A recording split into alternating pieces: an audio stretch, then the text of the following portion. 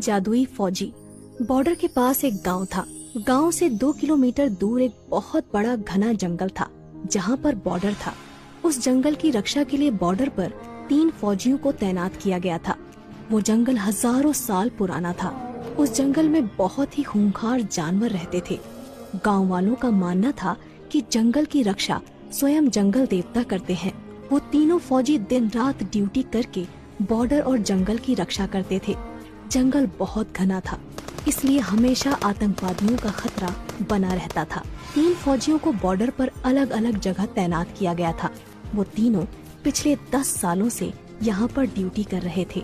तीनों फौजियों की देशभक्ति और जंगल की रक्षा देखकर वन देवता बहुत प्रसन्न हो जाते हैं और एक दिन वन देवता अपनी वन देवी से कहते हैं, देवी, ये तीनों फौजी पिछले 10 सालों से हमारे जंगल की रक्षा कर रहे हैं। मैं इनकी कर्तव्य निष्ठा देखकर बहुत प्रसन्न हूँ और उन्हें कुछ वरदान देना चाहता हूँ। तब वन देवी कहती हैं, हे नाथ, आप बिल्कुल सही कह रहे हैं। तीनों फौजियों को वरदान जरूर मिलना चाहिए। वन देवता कहते हैं, तो फिर ठीक है देवी, मैं आज ही उन तीनों फौजियों से उनकी इच्छा पूछता हूँ और उन्हें इच्छा अनुसार वरदान देता हूँ। इतना कहकर वन देवता वहाँ से गायब हो जाते हैं और पहले वाले फौजी के पास पहुँच जाते हैं। वो पहला फौजी अचानक से वन देवता को देखकर आश्चर्यचकित हो जाता है और कोई जादुई भूत समझकर अपनी बंदूक से वन देवता को गोली मार देता है। लेकिन उसकी गोली से वन देवता को कुछ नहीं होता और वन देवता कहते हैं, रुको फौजी, मैं वन देवता हूँ। फौजी डरते हुए कहता है, प्रणाम देवता, मैंने आपको पहचाना नहीं, मुझे माफ कर दीजिए। तब वन देवता कहते हैं, कोई बात नहीं फौजी, तुम पिछले 10 सालों से लगातार इस जंगल की रक्षा कर रहे हो। मैं तुम्हारी कर्तव्य निष्ठा से बहुत प्रसन्न हूँ और तुम्हें एक वरदान देना चाहता हूँ। इतना सुनकर वो फौजी बहुत प्रसन्न होता है, लेकिन फिर वो सोच में पड़ जाता है कि वन देवता से क्या वरदान मांगूं। मुझे सोना चांदी मांगना चाहिए, लेकिन भला मैं सोना चांदी का करूँगा क्या? वैसे भी मेरी उम्र रिटायरमेंट होने को है। तब वन देवता कहते हैं, क्या सोच रहे हो फौजी? तुम जो भी वरदान मांगोगे मैं तुम्हारी इच्छा अवश्य पूरी करूँगा। तब वो फौजी कहता है, वन देवता, मैं सोच रहा हूँ क्या वरदान मांगू। तब वन देवता कहते हैं, मुझे कोई जल्दी नहीं है, तुम चाहो तो अच्छी तरह से सोचकर वरदान मांग सकते हो। तब तक के लिए मैं चलता हूँ। इतना कहकर वन देवता अंतर ध्यान हो जाते हैं।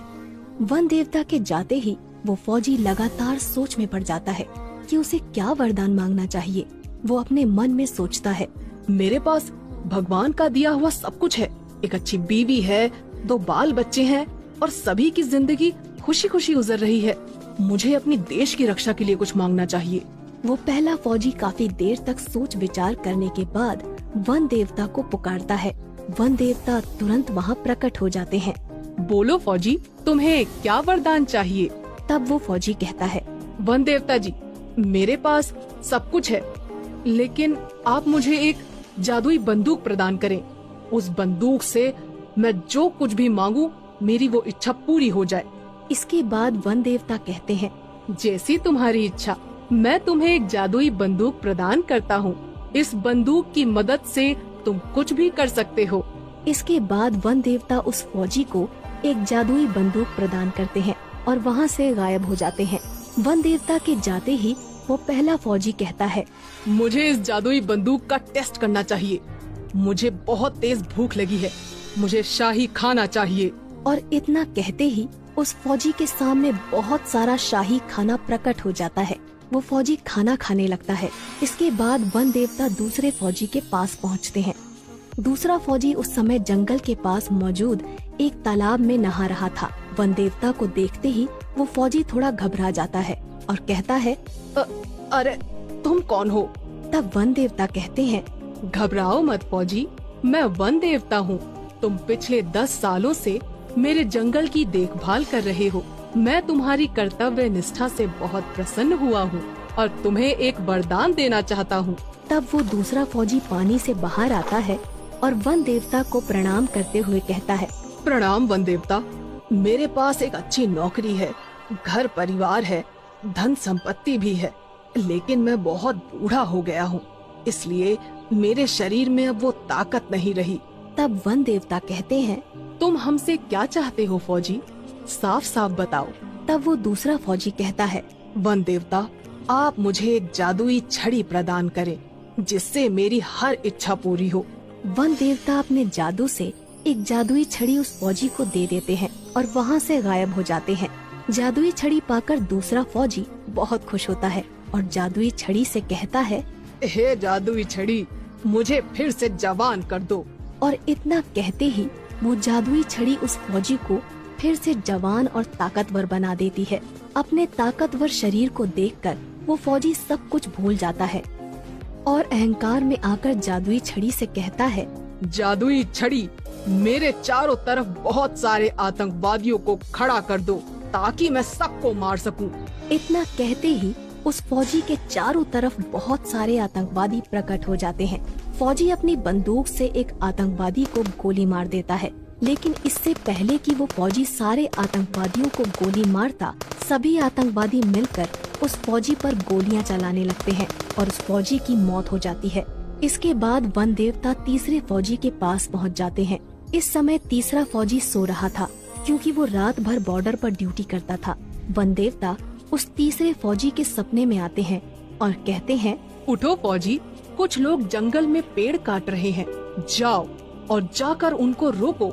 इतना सुनते ही वो तीसरा फौजी अचानक नींद से जाग जाता है, लेकिन उसे अपने आसपास कोई नहीं दिखाई देता। वो कहता है, कहीं मेरा सपना सच तो नहीं था, मुझे जंगल में जाकर देखना चाहिए। वो फौजी तुरंत अपनी बंदूक उठाकर अपने इलाके में छानबीन करने के लिए जंगल में निकल पड़ता है। तभी उसे सामने दो लोग पेड़ काटते हुए दिखाई देते हैं।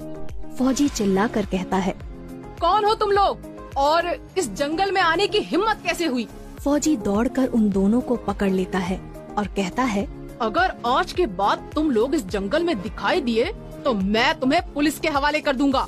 इसके बाद वो दोनों आदमी वहाँ से भाग जाते हैं। तभी अचानक वन देवता वहाँ प्रकट हो जाते हैं। वाह फौजी वाह, तुम्हारी वजह से ये जंगल सुरक्षित है।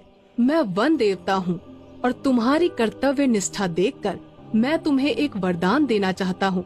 मांगो फौजी, तुम क्या मांगना चाहते हो?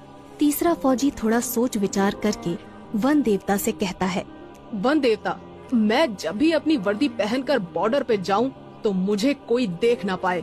मैं अपनी वर्दी पहनकर गायब हो जाऊं। तब वन देवता कहते हैं, एक बार और सोच लो वत्स, तुम चाहो तो कुछ और भी मांग सकते हो। वो तीसरा फौजी थोड़ा अड़ियल था। वो वन देवता से यही वरदान देने को कहता है। वन देवता उसे वरदान देकर वहाँ से चले जाते हैं। अब वो फौजी जैसे ही अपनी वर्दी पहनता था, वो किसी को दिखाई नहीं देता था। तभी जंगल में वहाँ आतंकवादी आ जाते हैं, जो दूसरे फौजी ने जादुई छड़ी की मदद से प्रकट किए थे, और फौजी उन्हें देख लेता है। पर वो फौजी किसी को दिखाई नहीं देता क्योंकि उसने अपनी वर्दी पहन रखी थी। फौजी अपनी बंदूक उठाता है और एक एक करके सारे आतंकवादियों को मार देता है।